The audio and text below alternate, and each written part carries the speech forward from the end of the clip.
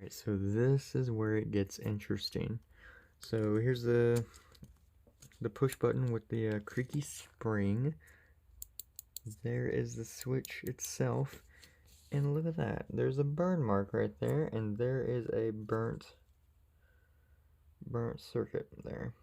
So that is where that burnt smell is coming from. So it comes from the smart part of the switch itself. There's the Wi-Fi antenna and some LEDs and some more LEDs and buttons. So the high voltage part didn't fry at all. It was the low voltage part. So don't know if something went bad inside the board or if something was wired wrong. Hard to tell.